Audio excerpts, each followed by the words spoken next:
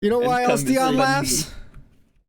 Yes. He's listening to this podcast. podcast. There it is. Yeah, There you go. yeah, that's it. That's You could let this tried. podcast. We're out here.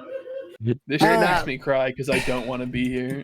Shouldn't have signed that contract. yeah. I've got him locked Damn. in for 4 more years.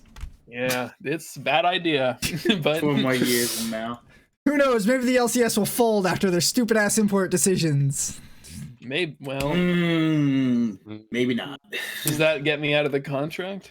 If I have nothing to make a show about, sure, In that but you case, don't get I'm your really pro cancellation getting fee. rid of import restrictions. But you don't get your cancellation fee. Oh no.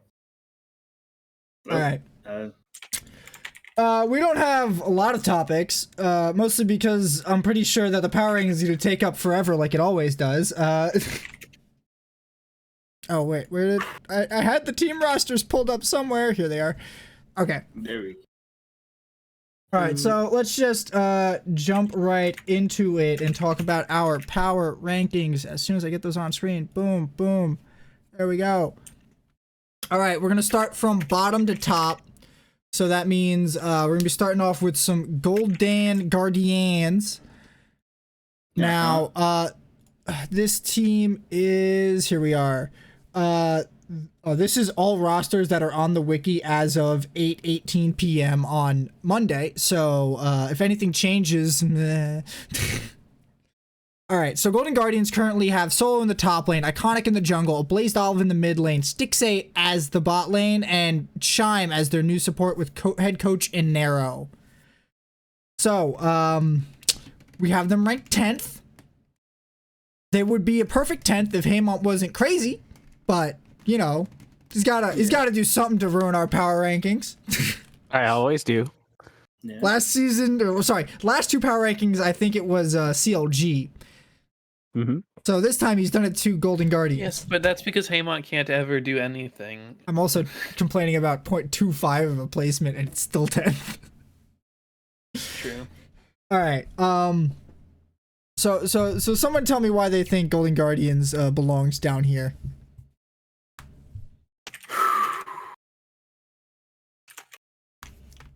So, I don't know. Dion, why do you guess think so. they belong down here? Yeah. Yeah, I guess I'll start then. Well, Golden Guardians, even though they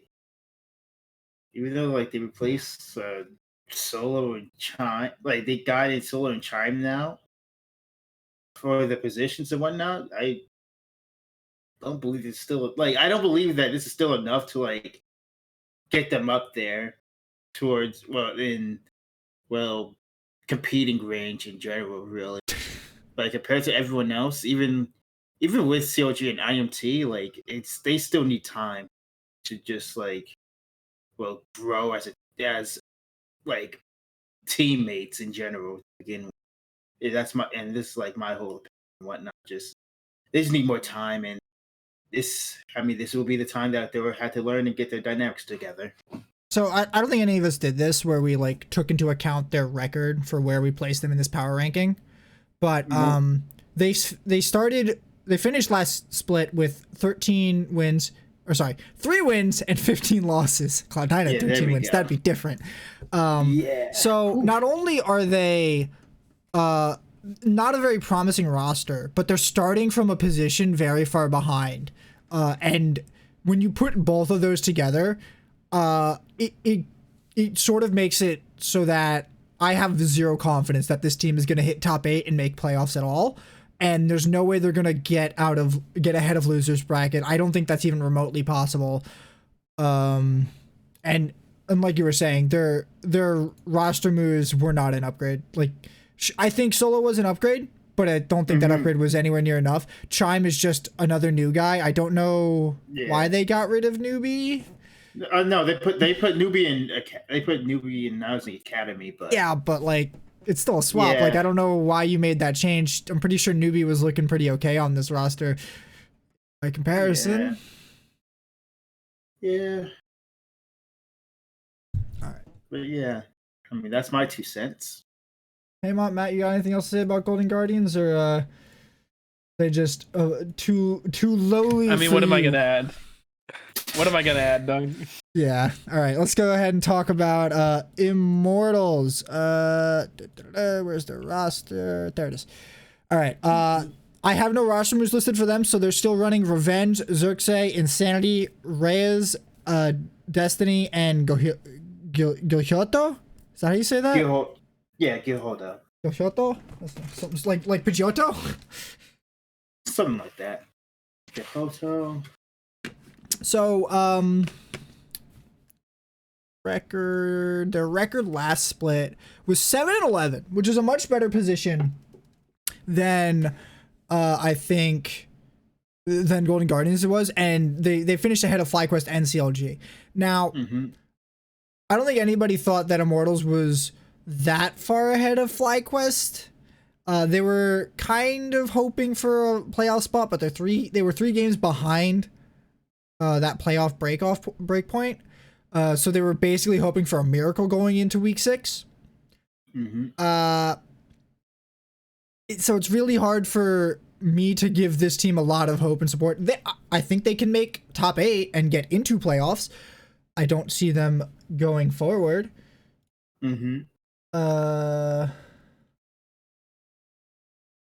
Oh, they also have Dreams?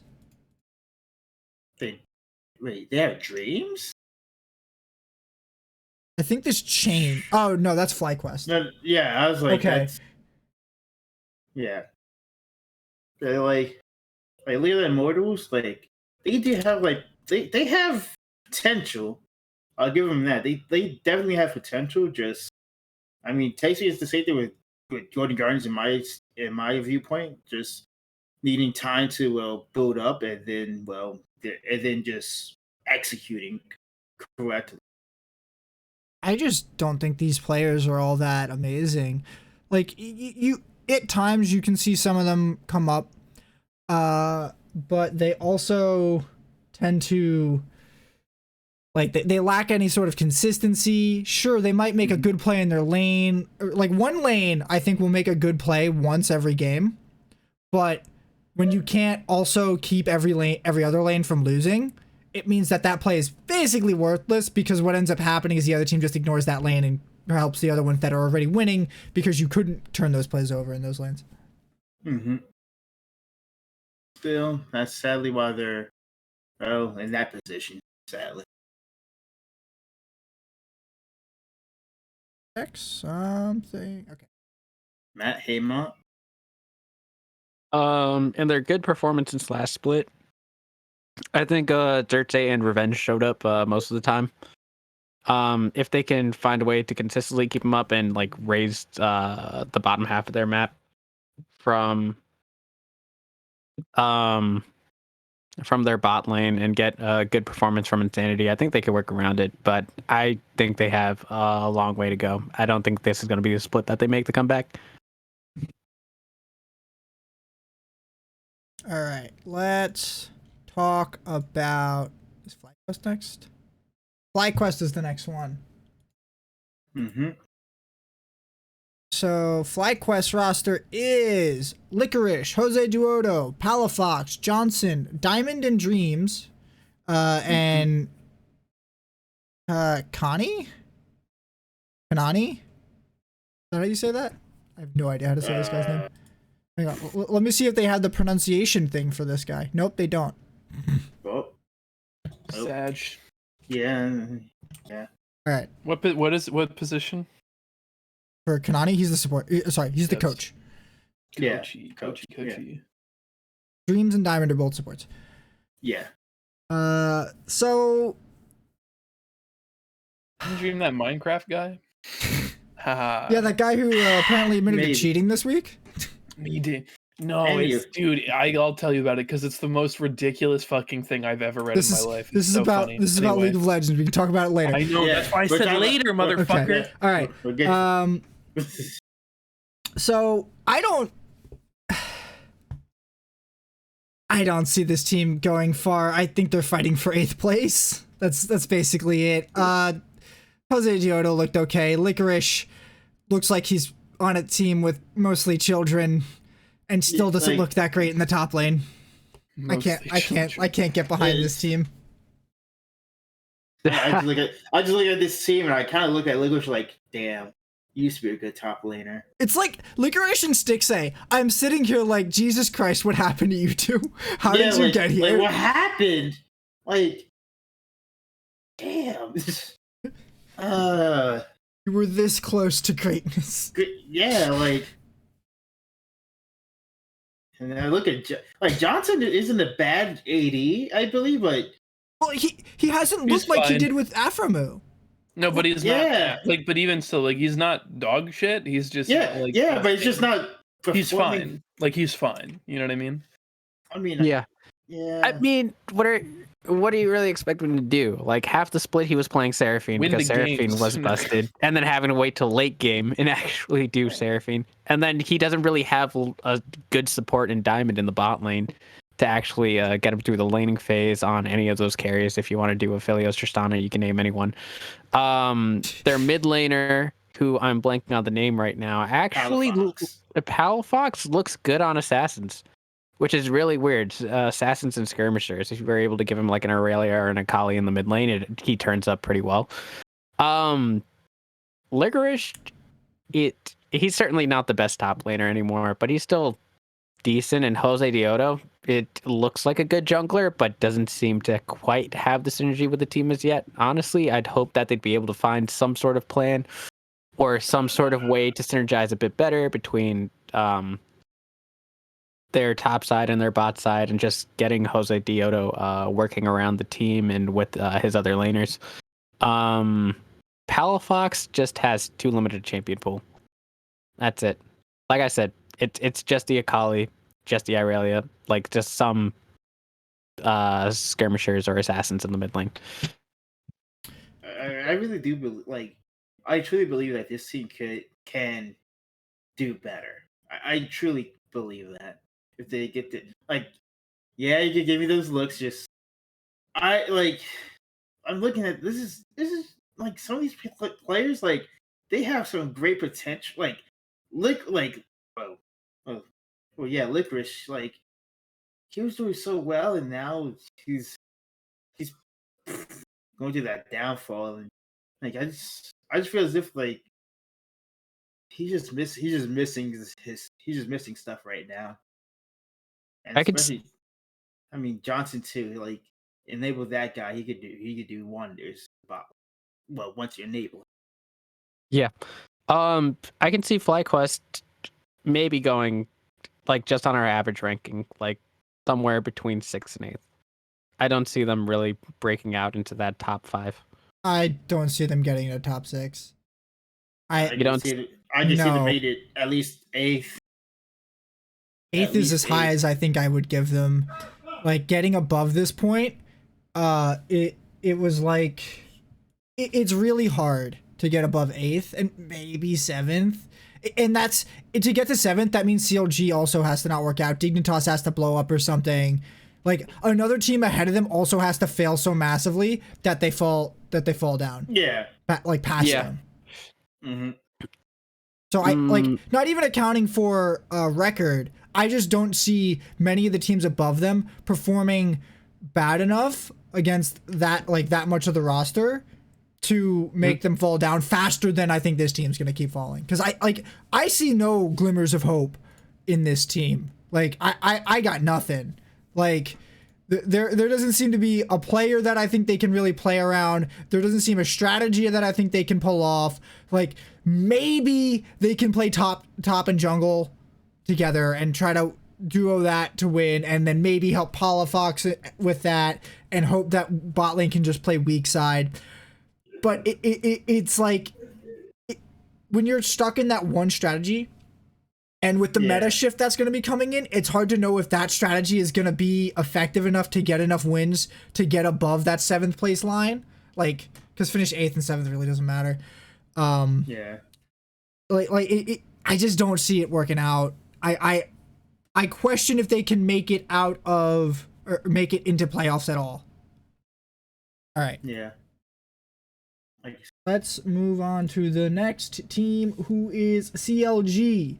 y'all out here bringing down my CLG numbers. I gotta be propping up this propaganda to up my viewership. For a TSM fan, I just want the good old days, man. Sympathize with the enemy.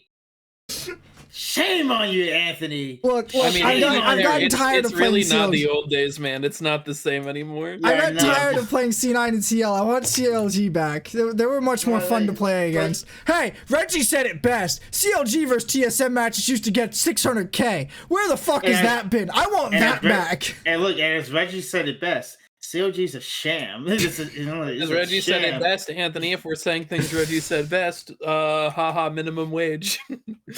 Imports. Maybe not the most reliable source. Oh, yeah. Woo! Nice. Woo! Okay. So, you were all crazy. You were way underselling CLG, especially given their performance at the end of last split. Let me go over their roster real quick. You got Fiend in the top lane, Broxa in the jungle, Pobelter in the mid lane, Wild Turtle in the bot lane, and Smoothie on support. And Galen is their head coach. Yet from the jaws of victory. CLG has been infecting NA with that disease internationally for years. So what's bad about this team? Someone explain to me the bad part of CLG that puts them so far down to be 8th or 7th. You know, it's not even on paper their roster looks fine. Like on paper their roster might looked even good look at the great. end of last split too. Yeah, I know, right? Yeah, it looked fine last split too. And Broxa being on what was it? That was TL. Wait, was it not? Broxa was on TL last year. He moved over to CLG. Yeah. No, like last year, Broxa was on TL. We thought that was the super team. Yeah, look where that left off. Right, that wasn't double lift at all. Yeah. So, like, they have... Was Broxa any better? Not bad. Oh, man. Because you list these players and you think about them from, like, even last year. Like, they were all on top teams. Wild Turtle had 2 second place finishes last year. Smoothie, was Smoothie on TSM last year? Yeah. I think... Last year? Not completely sure. Yeah, no. Ooh. Yes. No. No. Oh, no. He was on COG last year. Who was TSM support last year? Last split it was Sword Art. You're right. It was Biofrost. It was. Yep. I think before Bio. Yeah. Let me make sure before I say. Yeah, it was before Biofrost. It was 2019 was Smoothie. 2020 was Biofrost. 2020 is like a blackout in my mind. I can't really remember it. Yeah. I like to keep it that way. Just saying. Hey, look, it'd be like that. All right. I don't know. So when I first started talking about this team, I said it was a team of role players that had to come together. You two are like way into D&D, or yeah, totally, yeah. Yeah, true. They're on stage like, Hawk, I cast magic missile at the enemy jungler. No, more like that would be so funny, dude. I spotted a bolt and I missed friends. Like these are all these are all players who are very good at their role. They're very serviceable, and if you put them on a major team, they would do pretty well. And I also said that because they lacked star power, they wouldn't be able to make success. But what I think actually ended up happening with this team is they grew star power in some of their players instead of just all simply being role players. Like Pobelter has looked like he is dragging this team across the finish line every time they put him in after swapping him out for somebody. Like they swap him out and it looks like hell. And then they put Pobelter back in and he grabs the other team and just chokeholds them to their own nexus and then pounds them into it. And it's just like, why the hell do we keep subbing this guy out? I don't understand why CLG is not building their team around Pobelter. Like, I get it. He is not the best mid laner in this league, but he's better than the bottom 6. Like, he's more consistent than basically all of them besides PoE and Jensen. Like, I don't understand why everybody does this to Pobelter. He's such a god in this league, and it's so insane. Yeah. And then Brock, like him and Broxo look like they work pretty well together. And then Finn looks stable enough that it just doesn't matter. And then I would have always said Wild Turtle Smoothie is probably an okay bot lane. And then it turns out it kind of is. Yeah. Yeah, I don't think there's that bad a part of this team, and I feel like they'll be more consistent than a lot of other teams, and that will give them better placement. Okay, they're in a giant fucking hole because their record is 5-13. So I don't have hopes of them getting top 2. In fact, I would say it's mathematically impossible. It's not, but I'm going to say that. I think they can crack top 6 and get to that, get a bye above the first round. I think they can definitely do that, and I feel like that should be what they're aiming for. And then they should do I think they might be gunning for the title? No. No, like I don't expect that. Do I think they're gunning for third place worlds? Maybe. I said maybe. I think maybe is a strong word coming from you. I just want the rivalry back, man. No, I want to go back. Happening. We have to go when back. He's dead, can never revive again. Okay. Yeah, I thought I was going to finish that with the other one, but no. It's dead. But I think the major thing that they need to figure out with this team is one, game plan, how to integrate everyone together well. Of course, that goes without saying. But also how not to have any moments of I can't think of the opposite of brilliance. Any moments Stupidity? of competence. Moments of stupidity that sometimes show up and just cost them the game. Enfeeblement's better, yeah. Moments of enfeeblement that cost them the game. They need to figure out how their basics to a core and not have that happen. I mean, that was Team Coast strategy.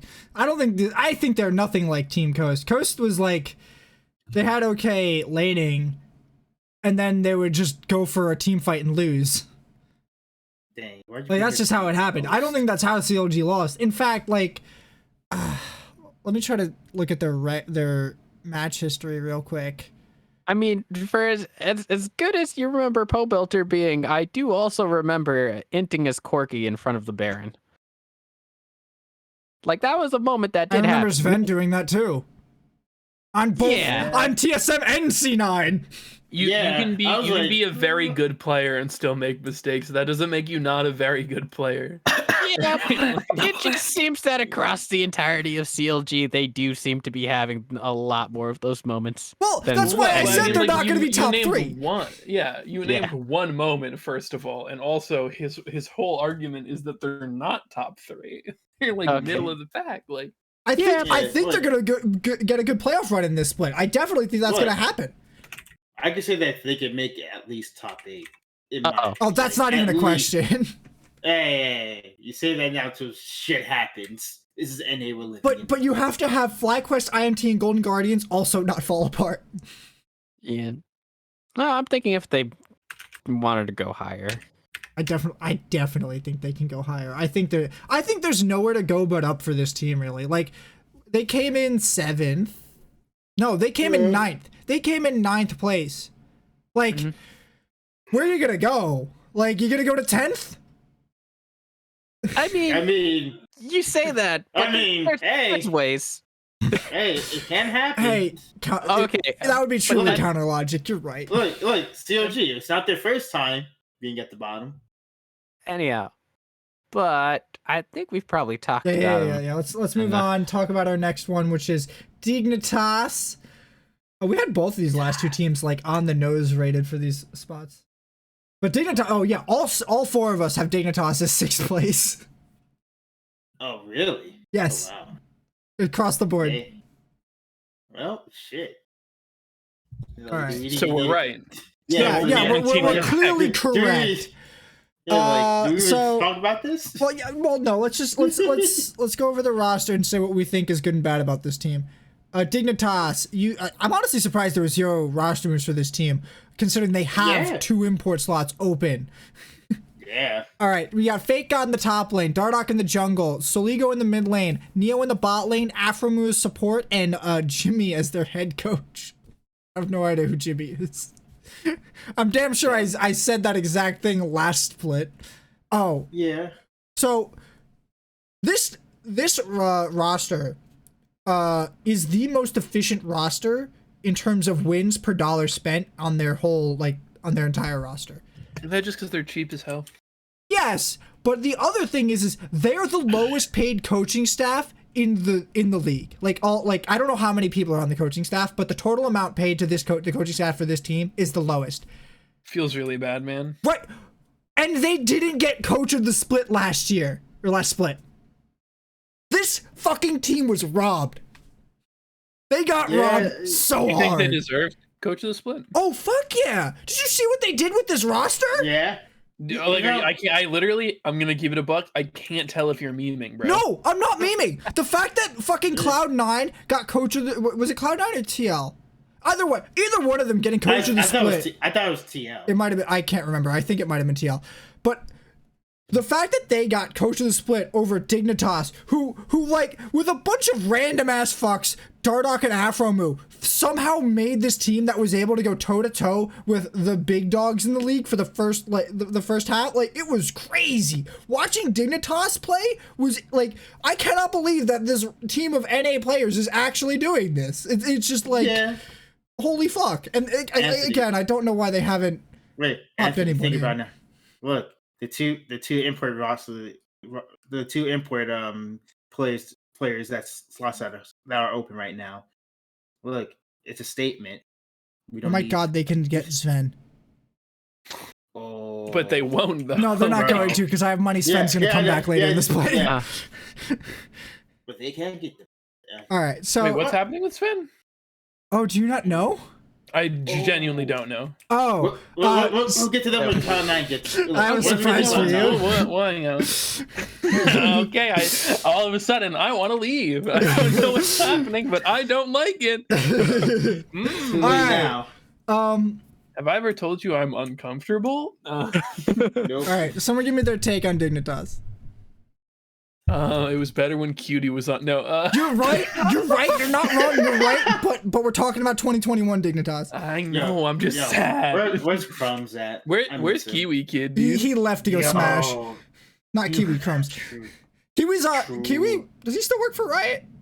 I think so. I have no idea. I just said I think so without having any idea. I think he went to work for Riot on playtest. I don't know if he's changed since then.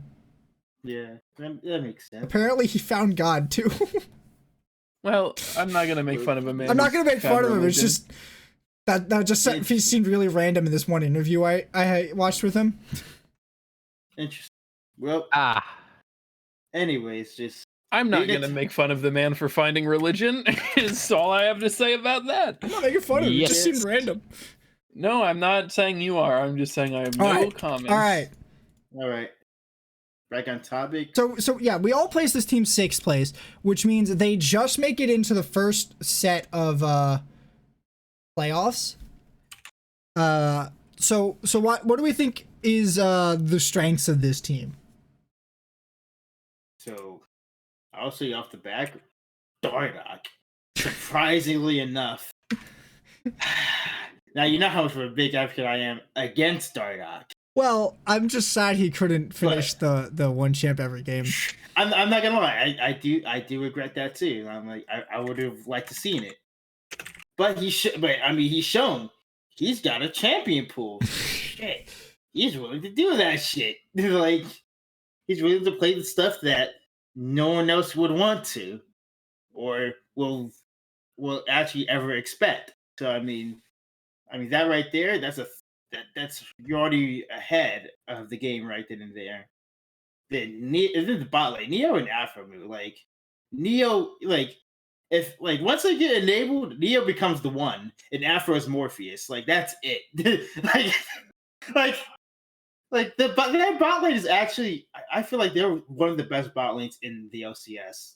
Once they get up there.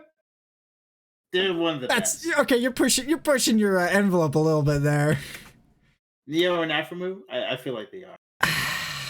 No, I think I agree with Dion on this. I think Afro Moo has been very good, and I think Neo's been a good partner for him in the last split, especially since Neo he did come from Oceania. No.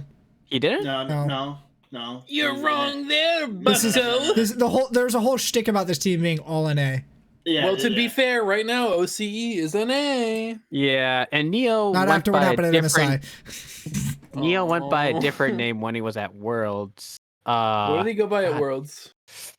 It's the name of the Black Clover. Asta. He's Asta. Asta. Yes. Immortals Academy. Are you still? He was on Optic. Asta. Well, yeah. Wait. He played for Optic in 2019. What were you gonna say? What was the reference of that? Haymant?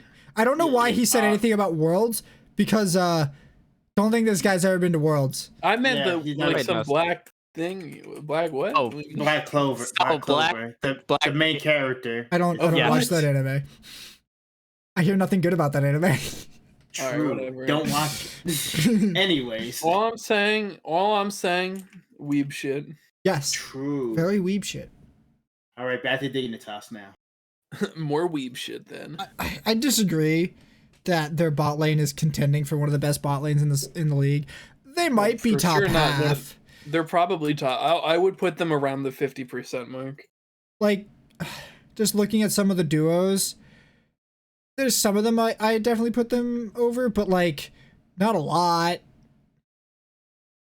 Like there's just a lot of the other teams I feel like have just better bot lanes, and I don't feel like this team even played through bot lane that strongly. It just seemed to be about macro control through Dardoch and Afro. Like, for some reason, this was just like this team just ended up working out.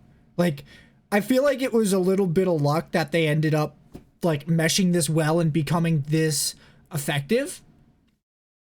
And like it took a lot of like the perfect pieces, the perfect parts falling into place at the right times for this team to probably come together like it did. That makes me worry for Summer because it's kind of hard to say if they can keep up the magic that happened in Spring Split, especially after this long break and a lot of meta shifting. Not that it's going to affect Dardoch that much because he decided to say fuck it and just play whatever. Yeah. But I don't know. I don't think Dardoch and Afromu are going to have problems shifting with the meta, but I can't say the same for all the other roles. And I don't remember what Fake God was playing, but I don't know if he's been if he's ready for whatever the current top lane meta is, which I don't think the top lane meta is going to change, but Yeah. I think it's gonna be all marksman. he plays most of it. He's got a bunch of Gnar gangplank. He's got. I tell you, my least favorite thing about League of Legends is that I can say I think top lane's gonna be all marksman, and I like don't. There's a very real chance that could happen in the near future. I hate this video game, man. I don't know why he thinks that, because that just can't happen ever. But okay. You know that it has happened. When did it happen? Callista top lane. There have been Callista, two Lucian, marksmen that Vayne. have come. Okay, Lucian doesn't count. Yeah. What you did not know is that Lucian's actually a very long-range melee character. Bro, it's just a melee. He's like the most ranged champion out of all the AD carries. Besides Ezreal, like who else is more ability focused than him as an AD carry? Callista, No. Kai'Sa, Samira. Isa. I'll give you Samira. But Samira's significantly lower range and significantly more vulnerable now that they removed her dash to allies. True. Alright, alright, I think we talked out Dignitas. Let's go on and talk about the next one, which is Evil Geniuses. Mm-hmm. Y'all really think they're a 5th place team? Yeah. I don't know. I feel like this team's super inconsistent. They're hot and they're cold. They're yes and they're no. They're in and they're top. Oh boy. Okay. I was looking through your EG's roster. I was like, what the hell Oh is yeah, let Danny? me read out the roster. Where did my roster? Yeah. No, I've lost it. There it is. Um, Evil Geniuses. Here they are. All right, you got Impact in the top lane, Svenskeren in the jungle, Jizuke in the mid lane, Shiro in as AD carry instead of Deathly, Ignar as support, and Artemis as head coach. So that's really the story on this team is the AD carry swap. But quotes real quick. Shiro has now changed his name to Danny now. Yes. he's a phantom. Danny boy? Yeah, yes, he's now Danny Phantom. No, like, I'm gonna make a highlight video of every time he dies, and every time he dies, it just goes like, he's a phantom. That's it. Bro. Anytime he leaves lane to do something else stupid. I should just make a TikTok account that's just, I'll do that every weekend. It's just, I'll post those after he dies. Oh my god. Jesus. Sometimes I shouldn't tell you any information anymore now. He shouldn't change his name to something I can meme. I can't meme Shiro. What am I gonna do? I regret my decision in life right now. Anyways, Evil Geniuses. I mean, their record was. Record 10-8, which is only 3 games behind first place. Yeah, and I feel like it is. There's a 3-game gap between them and the next player or the next team. Yeah, like even though there's a three-game gap, which is a little bit a lot. Like it means that they have 3 games to lose before they get pushed down to have to start in losers. Yeah. So if they can just consistently beat the teams below them, they'll be fine. My problem is I don't think they can do that consistently enough to really make it that far. I feel like they're on the cusp right now of being able, like, if they can keep the consistency up, they'll do it. But if they can't get their consistency up, I think they're going to keep slumping down because this team was on a very weird downward trajectory. Yeah, and I mean, I would say like the person that will have all of our eyes on when it comes to consistency would be Jizuke. Looking. Yeah. Number one spot you gotta look at on this team for consistency. And it seems like Svenskeren is also pretty hit or miss, though I feel like that's much more symptomatic of his teammates' play in general. Like even when he was on C9 or TSM, every time you see him inting, it seems more like it's because his team was kind of not in the right position that he thought they'd be in, or that they planned for something else to happen, so they didn't try to do that, and then the opposite happened and they got fucked. Yeah. Svenskeren is he's more of a team, like Svenskeren is more of a team player and whatnot. He will take the L for the team and whatnot. Oh man. Do you remember that moment when him and Jizuke were between the bot lane turrets? Like the inhibitor turret and the second tier turret, and they had no business being there? Yeah. Don't remember this moment. I'll look it up and show it to you sometime afterwards, but I kind of remember it. I don't like. I feel like looking at Jizuke all the time. I feel like there's so much power in his play, and then he just decides to do some dumb shit and dies or something, or walks under turret because he wasn't looking at his character and die. It was like he did that like 5 times in 1 week, where he just kills himself because he's being an idiot. And I'm just like, how do you do this? You're a professional player. Someone's paying you to do this. Like, I get mad at Silvers for doing this shit. Lucian dives turret. Lucian cannot stop diving turret. Lucian must kill mid. Tower down. It's the worst when you dive a turret and you just can't execute the kill. You're just like, no, this isn't worth it if I don't kill you. That happens so many times. It's like that's a Jizuke play every time.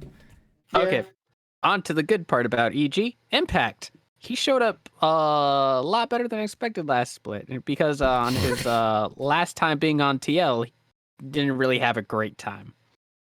And we were kind of wondering which one would show up. But he did.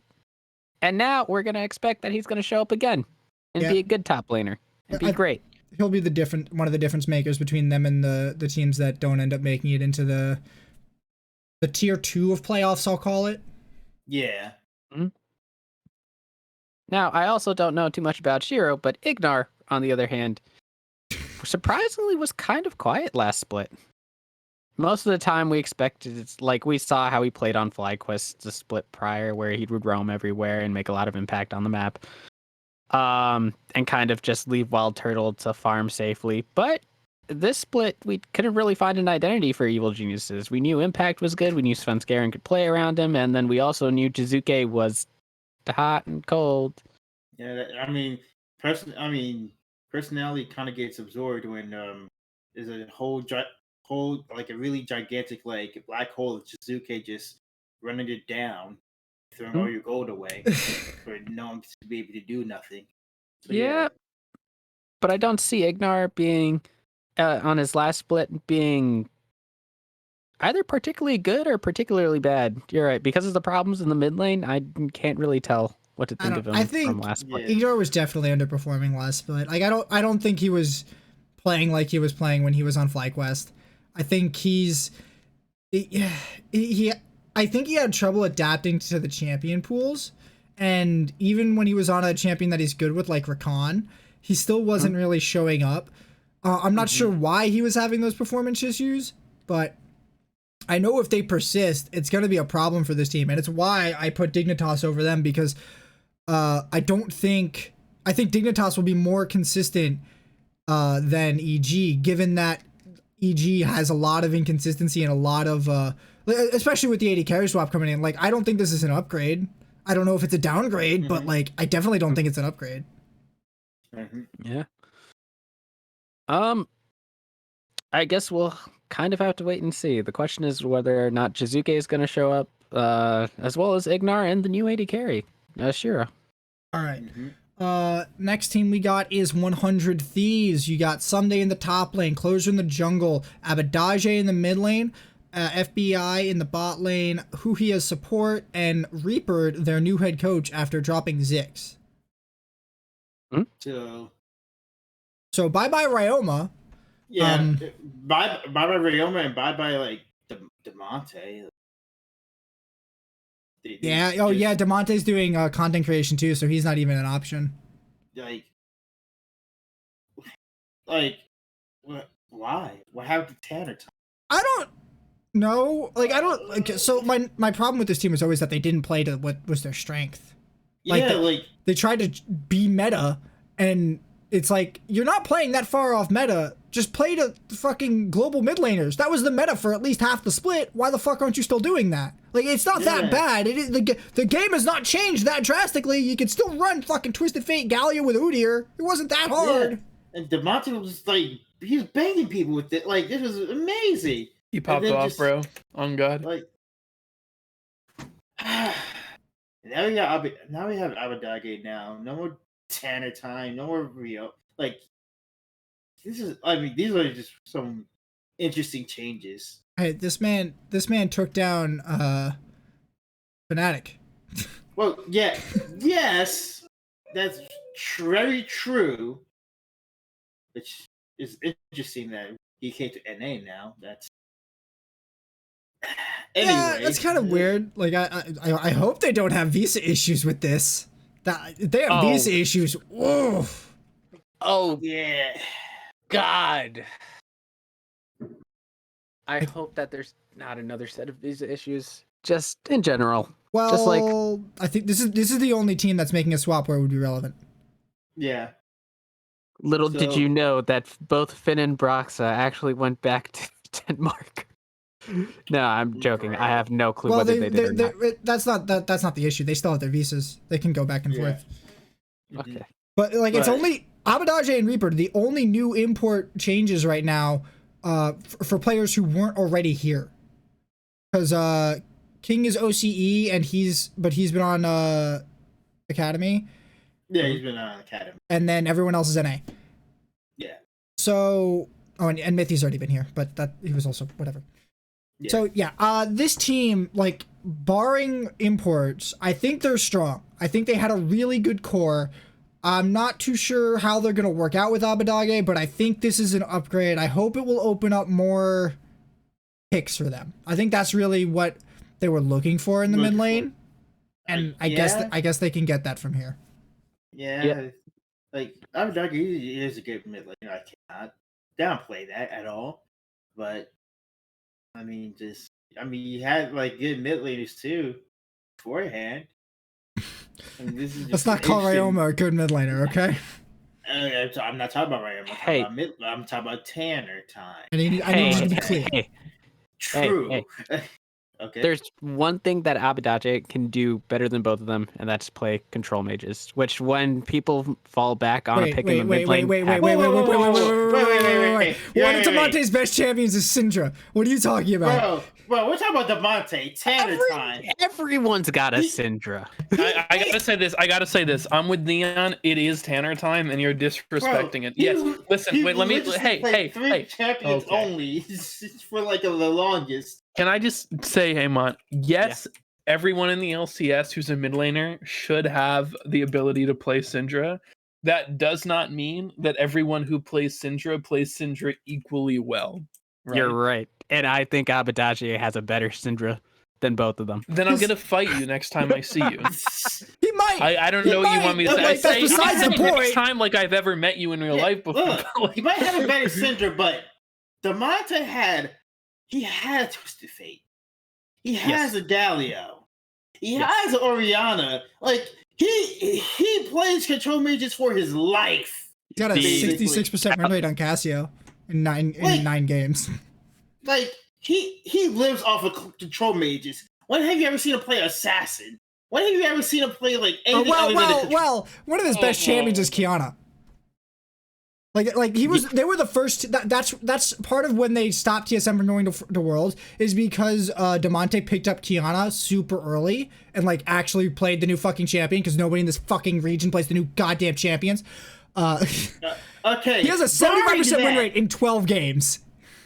Okay, barring that though, this man literally just plays control. Like, other than that, he's playing control mages. Like, there's nothing. Yeah, it's all like long range control mages on this list, outside of Zoe, Silas, Rise, Galio, and Akali. I mean, there's some Aurelia in here too. Yeah, but other than that, he's playing control mages each and every time. And the real problem I had with the swap they made last split was that they didn't change the champion pool that much. They kept running the same shit. And it's not like it's shit Damonte plays. So whatever whatever argument you had to swap in the player was wrong, because you just kept picking the same shit that you picked with the other player that he'd been playing for years.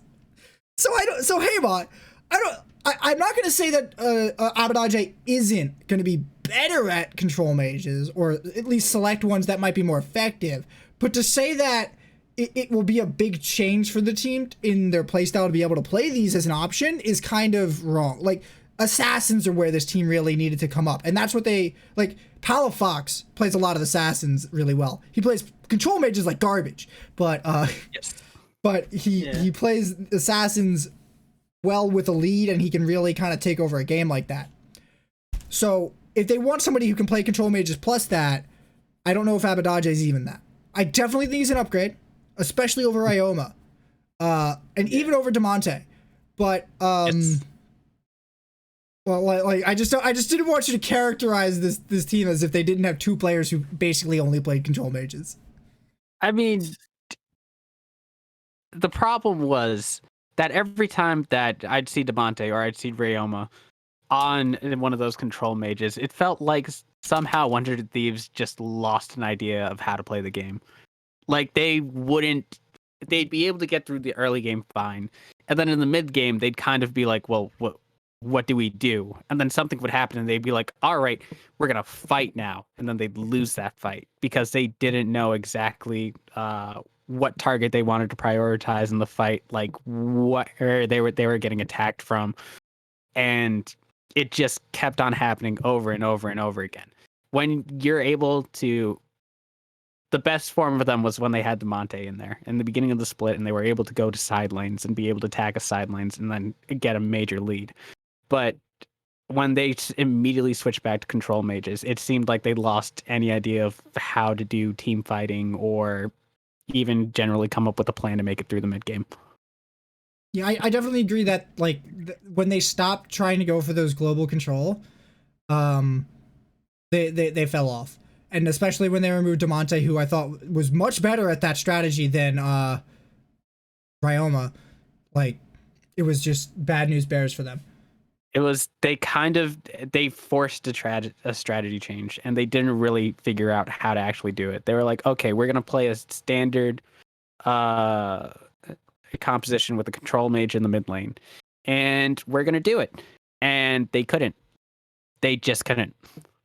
So, okay, so what do we think Reaper is going to be bringing to this? Like, I think that this is probably the bigger move than the mid lane change, because it looked like they were doing what Zix does as a coach, like, because they always had like some kind of weird level 1 stuff. They seem to always have a game plan going to the first 15 minutes, and like that's stuff that Zix has been known for.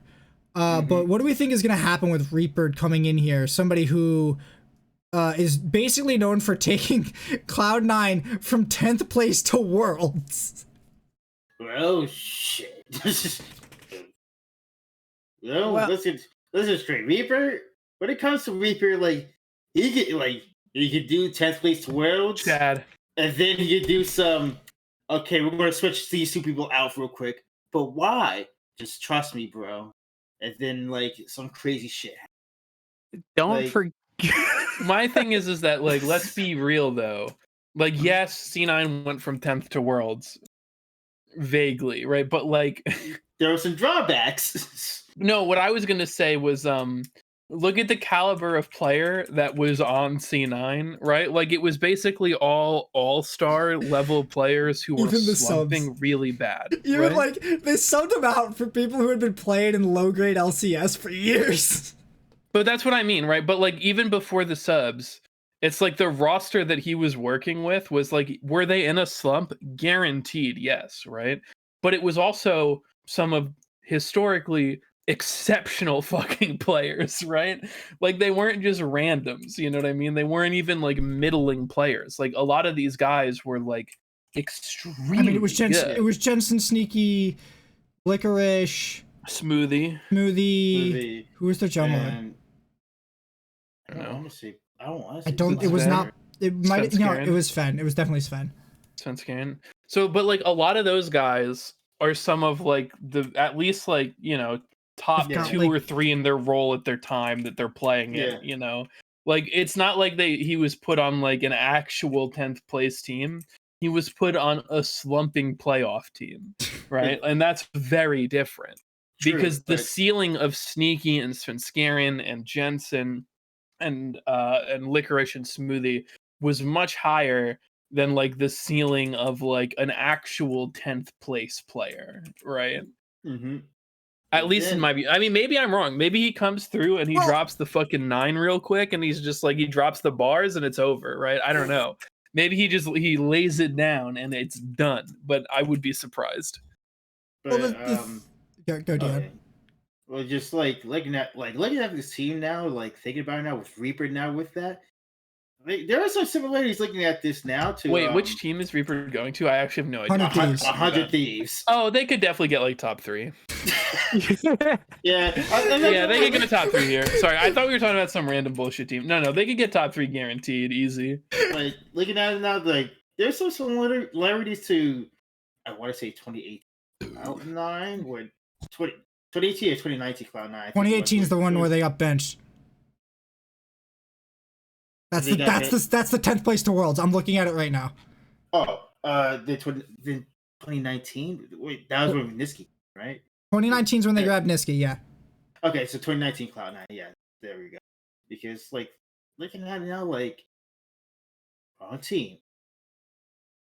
Anyways, just like looking at their team, like with Someday, he's a strong top winner. Reaper loves that. Then Closer is like in all seriousness, Closer is like a Chad jungler in all seriousness. Like he will go aggressive on you. If like he'll play the jungle game, and he's not gonna back down. Like I respect Closer as a jungler right now. And Aberdage, like coming from EU and all, as an import, like he brings stuff to the table as well too. Like he brings down talent like really well. And then FBI and Huhi, a bot lane that could do consistent, that That's definitely what they show that it could go consistent and even sometimes well over. And I think that Reaper's going to have a fun time with this.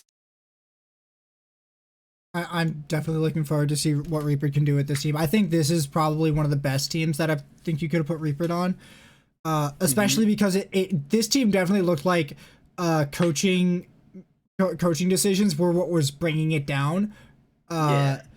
So I think a coaching change will at least bring a freshness to the relationship, and that might help the players perform better. Because while Someday was playing pretty good, he wasn't playing up to like as dominating of a player as we thought he would. And even the FBI who he bot lane, which looked like the best bot lane in the league last summer, was not looking up to that same caliber. So I think if Reaper can bring the bot lane and the top lane back up, this team is fucking terrifying. They will be demolishing people, and I honestly I'm just here for more teams that I think will be really good, because the more teams I think will do really well, the better I can say TSM is. Hey, you got a point. Speaking of TSM, you got. We got them third. So you got Huhi in the top lane. You got Spica in the jungle. You got Power Evil in the mid lane. Lost as the AD carry. Sword Art in the support, and Bjergsen as the head coach. So, that's so weird for me to hear Bjerg as head coach. I know, right? It's so. Still, it actually just threw me. I was like, "What?" And I was like, "Oh, we've been over this." Like, it's I don't know. I'm so mixed on it. I'm just like, he's still the best mid laner in the league, even with Perks joining. He laid a giant fucking egg so many times. Yeah. All right, so I want everyone's essay on why TSM is the best team in the league and why they're going to win the split. I'll just take the fail. Yeah, I'll take that L. I'll take that L. All right. Jeez, No baby, faith. I'm gonna say, yo, Dion. While Anthony's writing that essay, we gonna be playing Apex. These C9 Yeah, fans, there we go. these It's C9 done. fanboys putting their Yeah, there team we first go. place, while I, a humble TSM fan, will put them second. Who and knows bow, your team is ass? and bow to the Our team is TL great. overlords. Hey, look, I put them second. I think I put mine second. You did, too. you did. Yeah, look, Really? I put them second. But I put C9 first because C9's the better team. Yes, Haymont. If you had put them any higher, I'm pretty sure TSM would have been like tying for first place or for second place. Thank You're God right. he didn't then. But they're a fourth place team. Would have been a That's lie. it. Anyways, You know what, Haymont? I want you to explain to me why you have them at fourth place. Explain to me why you do not think they are deserving of even contending for that top 2 spot. Because I'm thinking about if this Lee Sin meta continues. I'm thinking about who these Lee Sin in the top lane. I'm thinking about it. I'm loving it. I'm loving about how 50-50 it's gonna be.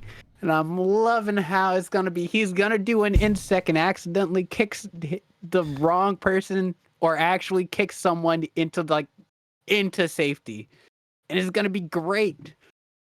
Oh man. All right. Okay, enough of that. Now on to the actual pieces about it. I think PoE is an absolutely great mid laner.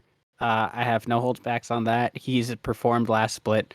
What I really think they have problems with is figuring out how to make Sword Art work in the bot lane, because he's shown that he can.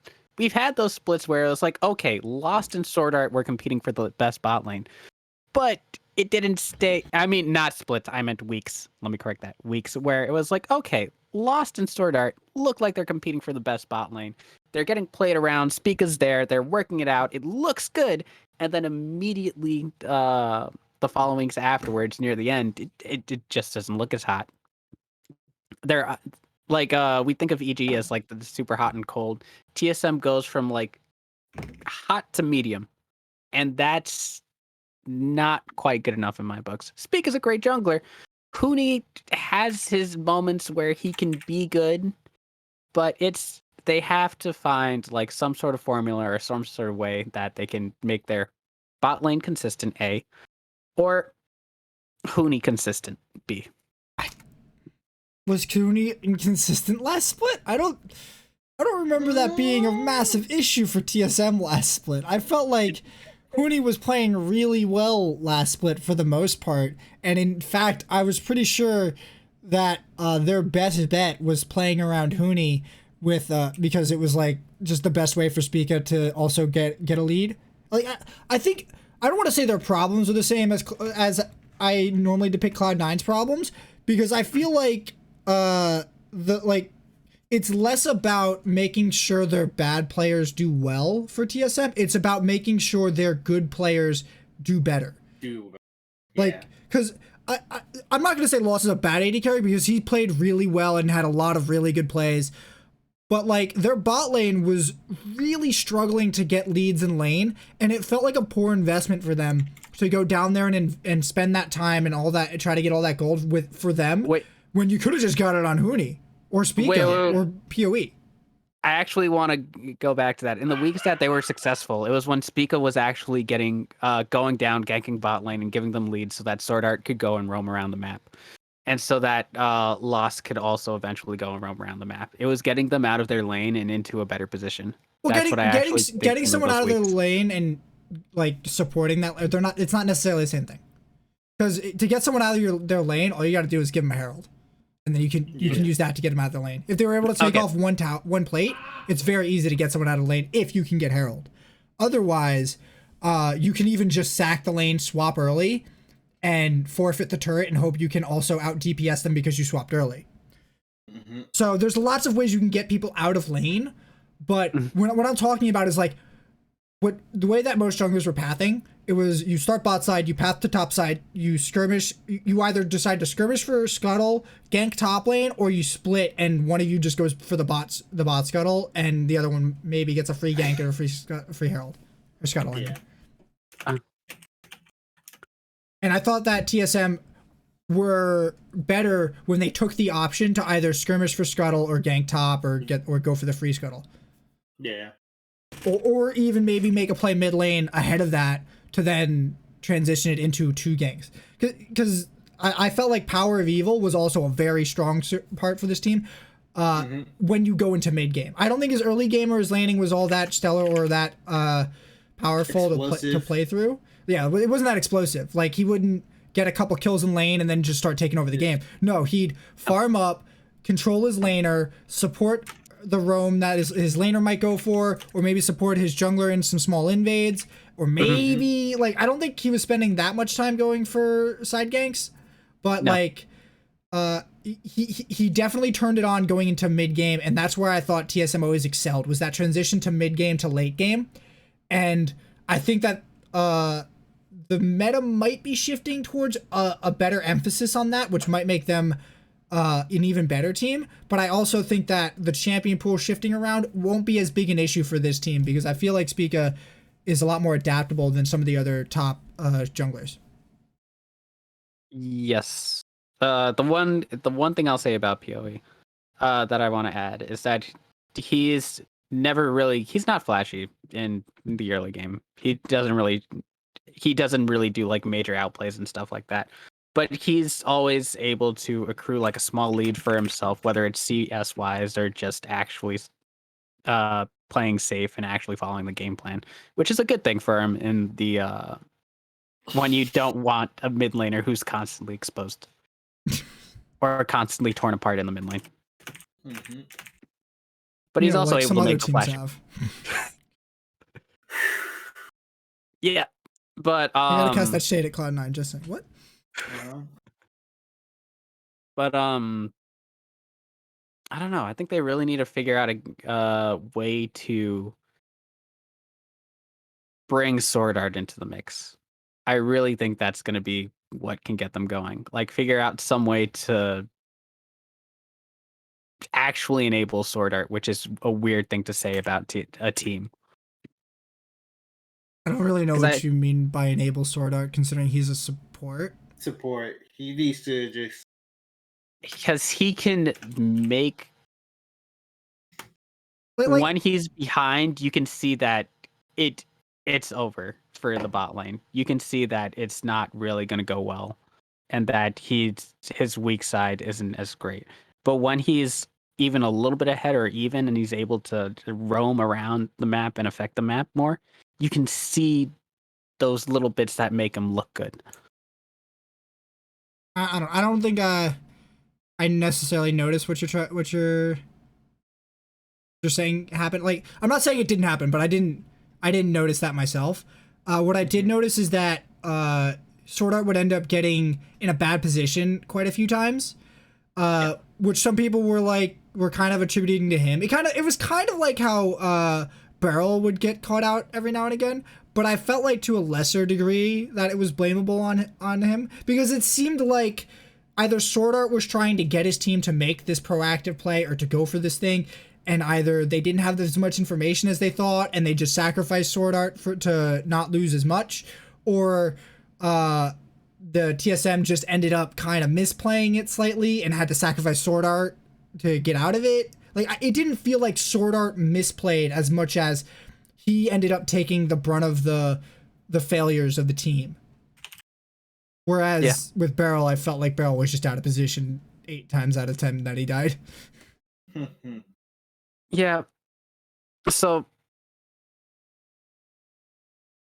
it doesn't look like a bad team. It looks like they can definitely beat all of the lower pack teams just through pure skill. Yes, that is the like TSM way. Yeah. But they need a bit more to be able to beat, like, consistently beat TL or C9. Or even, I guess, do I put Dignitas up there? What the fuck is wrong with you? Wait, what?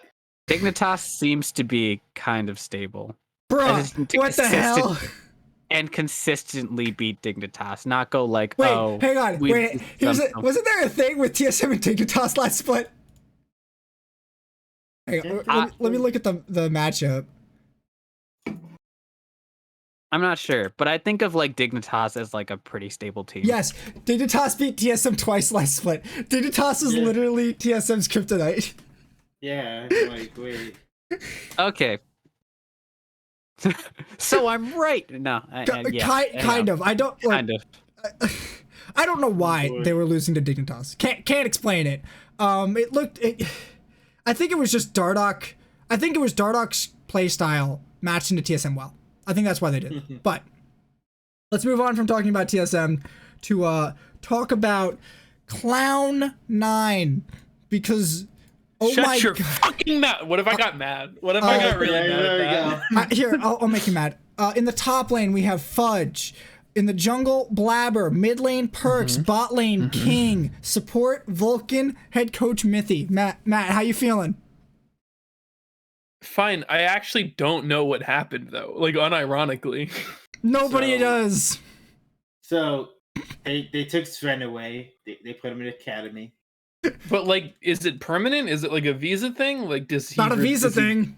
No. It's definitely. Well, then what happened? Like, nobody knows. Do we actually not know what happened? They said King earned his spot and he's starting, and Sven is going to be a mentor in academy.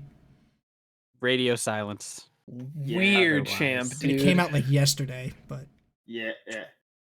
And then Mithy is the head coach now, and Rainover will be going to assistant coach. It just swaps. Wait, who's the support now?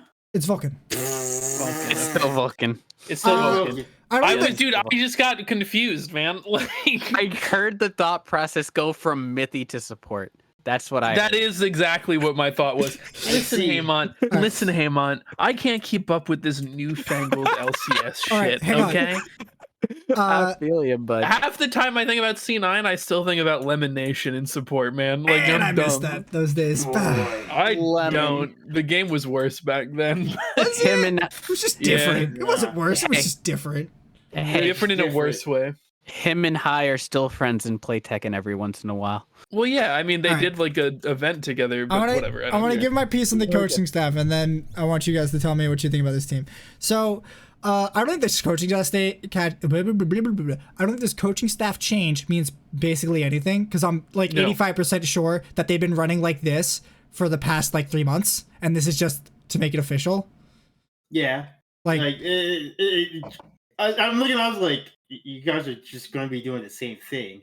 It's just a different name, and you're just going to be doing the same Hey, thing. maybe it's a pay raise. Maybe, but other than that, it's just like Rainer was like, "I'm." It'd also probably be a pay cut for the other guy, though. Like, Oh yeah. I don't think Rainer over cares really. I don't He's think like, I don't really understand the like when Rainover said that like it was a little too much for him to be head coach, and I'm just kind of like I don't fully resonate with that statement. Like I don't understand how he didn't get how hard it would be going into this, because wasn't he's been a part of their coaching staff for like 2 years or still, hasn't he? I think so, and even then, it's like he's been a coach for like. I remember him being a coach for Immortals for like a what? No, he wasn't. He's been on Cloud9 coaching staff since May 2019. So you see, Yeah, he was playing until he did that. He joined his first coaching job is on Cloud9. So I think he played assistant to Reapered until he became head coach, which just makes me like question that statement completely. I'm not saying that he didn't feel overworked by it, but like I question his readiness for the original position originally. Here's the thing. He might have known like on paper what goes into it, but knowing on paper what something entails is not the same as experiencing it and going, "Oh, okay, like I didn't like I understood what it would be on paper, but then experiencing it, it's too much and I need time," right? That's very normal and I think very reasonable, right? Yeah. And then once he realizes like, you know what, I'm just gonna give it to Nizzy. You know, like, I could take the back seat. Give it to the goons. Yeah. All right. Yeah. So I think this coaching staff change will mean absolutely nothing. True. And anybody taking much away from that is really just, I don't know. Yeah. You're digging for breadcrumbs in a pile of sand. You're grasping for straws. Anyway. Did you mean breadcrumb, dude? No, Matt. This is a family show. No, it's not. It's a fucking family show, okay? No, it's not. All right. Now. What's great is that me mispronouncing breadcrumb is breadcrumb probably isn't going to make it in. It wasn't until now. Yeah. All right. And now it has to. Now you just gotta. All right, I want to talk about this bot lane change because it's the most ludicrous roster change I have seen from a team in a long ass time. They took the best player on this team, the most consistent player on this team, and just replaced him with an OCE AD carry. Hey, what about Perks? I'm not gonna lie. This ain't the first time this happened. What did you just ask me? He said, "What about Perks?" In what context? To be fair, Perks has consistently died. No. That's a good one. That's a good one. 112. What's crazy is I like Perks, but I just can't resist a good joke. Yeah. We can only go up. Deaths only go up. Yeah. On God. I feel like there's one way they can go down, but it's very unlikely. Okay, so I put Cloud9 fourth explicitly because of this change. I would have put them in first place had this change not happened, but I now think they are going to have 2 roles with a massive deficit. Not only is top lane going to be a drain, but so is AD carry. Yeah, but the problem is as soon as they like brick a week or two, then they just swap back, right?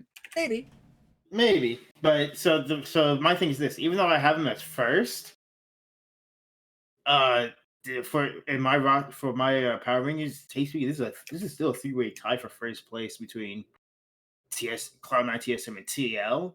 And looking at these changes, like this makes it like for a real contesting for that first place with these changes from Cloud9, because I was not expecting this at all. I'm just like bringing out a whole 80 carry from Academy. A whole ass 80 carry. I mean, the whole like Academy change, it's not foreign for Cloud9 because that's literally what happened with the jungle.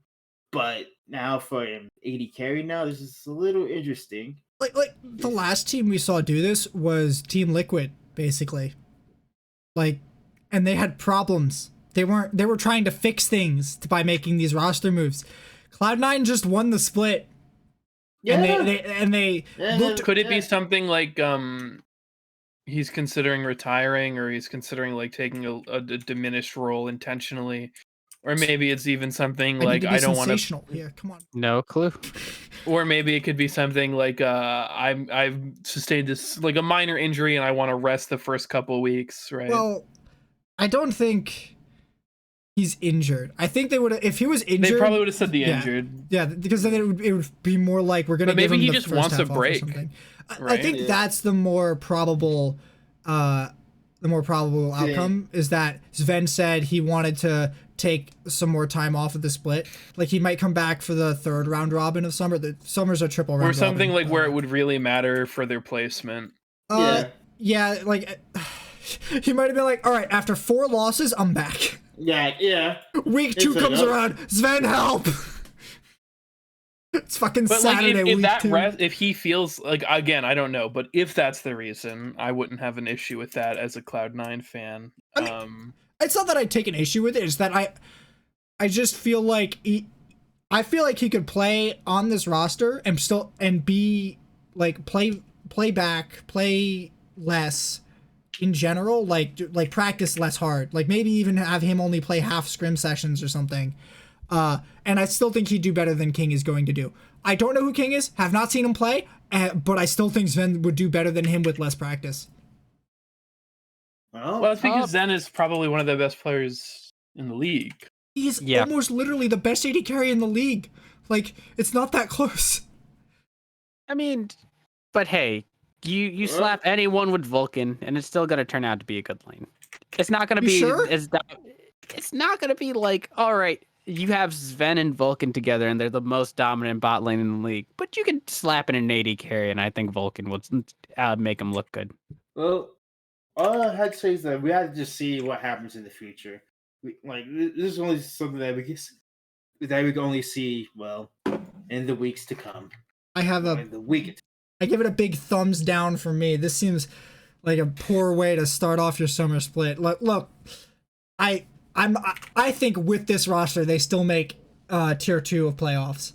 Like, easily. I mean, definitely, but given that they have like a 10-game lead or like an 8-game lead over the next thing, like they have to lose an entire round robin to fall down. They literally have to break the whole thing. Like there's just no fucking way. This either has to implode the team, or they just make it automatically. It's like if they run this, I question their qualification for World. I do not question their qualification for playoffs. That's it. Yeah, but those are different things, right? Yes, I know, but they have different. They have very different requirements at this point for the team. Yes, but that's why I said. True. Right. Yeah.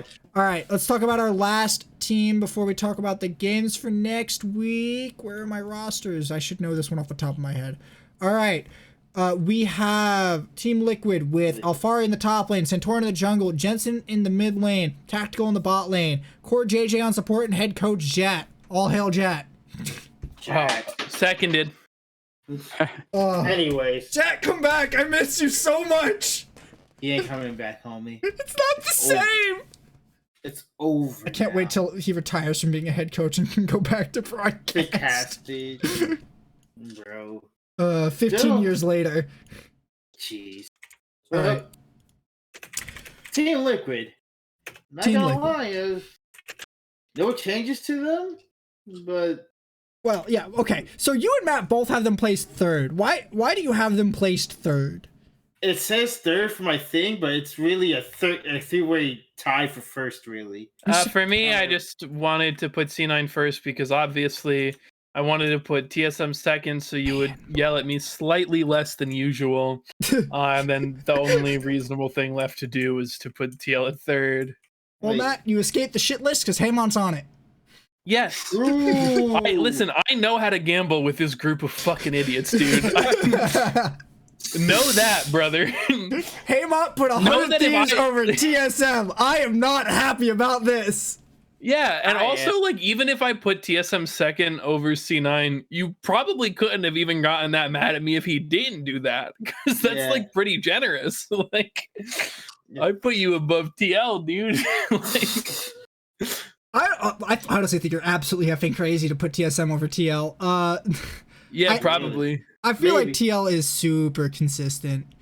Here's. Do you want to know what I really thought was? Oh man, I have 5 minutes to get these in, but and then I just kind of gripped and ripped it.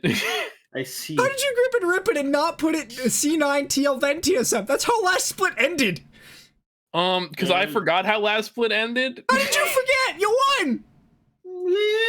Well, I forgot what happened after that. I didn't. You didn't have to remember what happened after that. All you remember is you played Team Liquid. I didn't remember that. Hey, look, the man unironically, dude, I didn't remember that. He is two-starred from MSI to remember anything. Understood. I don't know if it's too scarred from MSI or like the way I treat league seasons is like as soon as they're over, I erase all memory of them. Yeah. Well, I store it all in the back of my mind to crowd out all the bad thoughts. Reset. Not even that bad. It wasn't even that bad, man. Like I just don't. I just try to forget about MSI when.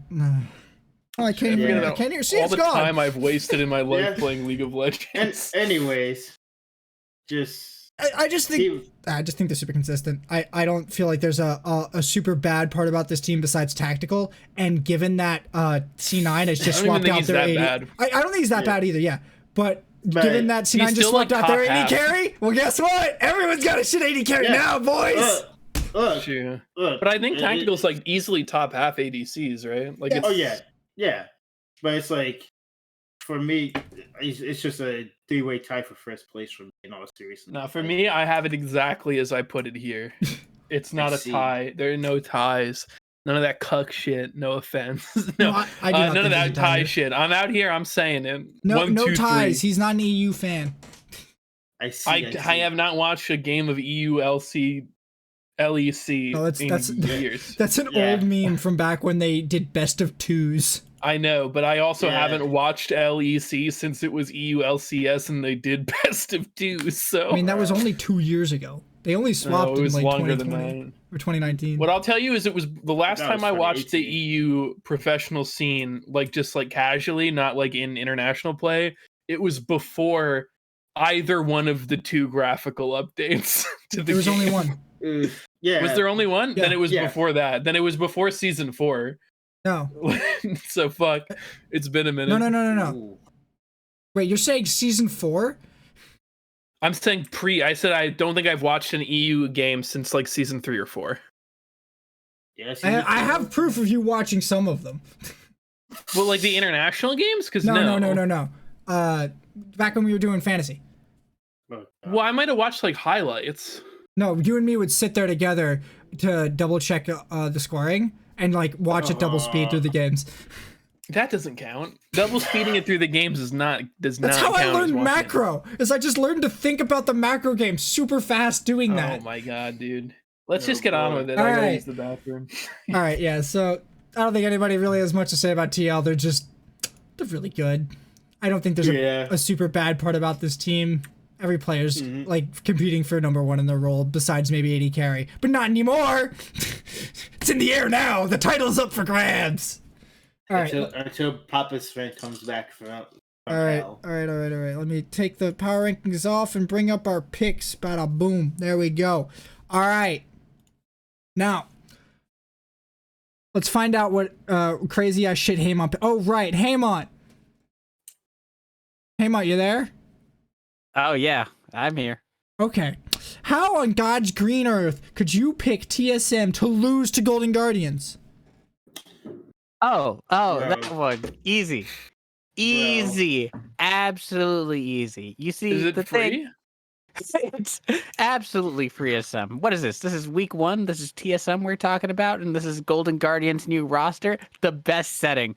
It's there. It's already written. Wait for it. You're going. Wait till I say I told you so. Wait till I say I told you so. Hey, that's all. I'm gonna be waiting. I'm gonna be waiting a long time. Oh, don't worry. It's only till next week. Now I can't trash talk Haymant too much because I called CLG to beat Team Liquid. That's. It's a lot less of a what the fuck, but I don't know, man. For the team that you put it on for first place. Well, here's the thing: is I think CLG's got some guns, and I think they're not afraid to use them. I think that TL will probably get off to a slow start this split. I don't know how, like, the meta shifting out is going to be a big thing, but I just feel like in a chaotic meta, CLG will probably do better, because I feel like they'll decide on a team composition that they like, and they'll go with it for a few weeks, and then they'll try to adapt from there to the meta. I feel like TL is going to try to do whatever crazy ass bullshit is happening internationally. And then that's going to bite him in the ass. I think, to be fair, I think TSM, C9, and TL are all going to try to do that. And I feel like that's the most probable way that they will lose, is if they keep trying to do outlandish bullshit from other regions that they have no idea how to actually play, instead of just finding how to play the fucking game. So, you know, I just feel like out the gate, CLG will be more consistent. I see. What other crazy picks happened here? Haymant picked Dig over EG, which, meh. We're divided 50-50 on TSM versus Team Liquid. Team Liquid. Yeah, no, I'm kind of surprised on this. This is... Whew. Crazy. This is wild. Yeah. You didn't notice that I picked TSM going 0-3 this week, did you? Did you? Oh my god. Oh my god, no. No. The problem is Anthony doesn't know how to count to 3. So. Oh my god. I'm also illiterate. Haymant, you shouldn't have revealed that. You should have held on to it in case it happened and been like, I fucking called it, pussy. Oh my god. Yeah, honestly, that would have been so if you funny. weren't called on that, you should have really held that one close to. You should have held your cards there, brother. TSM losing to EG is another bit of a really, but at the same time, I don't think it's out of the realm of possibility. No, it could happen. Yeah. I don't know if it's likely, but it could happen. Like, out the gate, we've seen in the past, like, there are some teams that will end up just doing super well because they figured out something that works for them for a little while. Yeah. Or like they locked onto the meta for a few weeks, and then they just ride that out, and then they fall the fuck off, just like Dignitas did and 100 Thieves did. Yeah. So it's kind of wild that happened. So kind of banking on that with CLG. I have picked CLG to go 3-0 this week, and I'm betting CLG might be my team that's gonna find the meta and ride it for a few weeks. I'm hopeful that CLG can hit the finals. I want my TSM CLG finals, guys. I want it so bad. I want my 600k CLG versus TSM matches back. No. See that? What? That's where you're wrong. Who's gonna win the CLG versus CLG matchup? That's what I'm worried about. Day one, right there. The CLG versus CLG matchup. What's gonna happen? I'm confused. Wait till the day one comes back around. Oh, did I fuck it up? Oh, I did. Fuck. Oh my god. Oh wait, that means this entire day one schedule is wrong. Huh? Wait, no. Oh. No, I'm looking at day 2. Yeah, wait. I fucked something up. No, I'm just missing. Yeah, I'm just missing FlyQuest. I looked at it, saw it was wrong, looked away to check what it actually was, looked back and saw FlyQuest somewhere else on there. I'm like, fuck, that means 2 things are wrong. But it was day 2. Yeah. All right. So what matches are we excited for this weekend before we close out the show? So first, the TL was TSM. Excited for that. I don't know why TLC9 isn't the first match. Normally they start off the first match with the last final. Yeah, but they didn't. So well, this is gonna be a banger. I mean, they kept it for last, Cloud9 versus TL, but it's in the what they can change the day schedule, but yeah. I'm looking forward to that match too. Yeah, that's gonna be a banger of a match right then and there. Day 2, I don't want to see CLG versus Team Liquid. Yeah, I'm not gonna. I want to see that. That's the one. I want to see. Yeah, I want to see how that goes. Like C9 versus 100 Thieves, like maybe, but CLG versus TL, that might be spicy. That's gonna be fun. Yeah. Spicy. And then of course Cloud9 versus TL, like for the last day. Like, these are gonna be the 2 Titans again. Oh boy. I'm just glad we're getting back to North American League of Legends. Weird. Yes. Cloud Fiesta time. I'm tired of getting kicked in the balls by AU players, man. It's just strange. Bro. Pain. All it is. So much bullshit. All right. They can't get away with this. Can't keep getting away with this. All right. Yeah, but they can and they will. All right. I think I'm out of topics. You want to take us home? Yeah, I think that'll do it for us this week on the Legendary League of Legends podcast. You can catch the VODs on my YouTube channel, Legendary Podcast. You can catch the show live on twitch.tv/Nizzy2K11 at 8 p.m. on Mondays. You can catch the podcast version wherever you get your podcasts. Have a nice day. Perks death count starting at 112 next split. Oh boy. Look forward to watching that go up.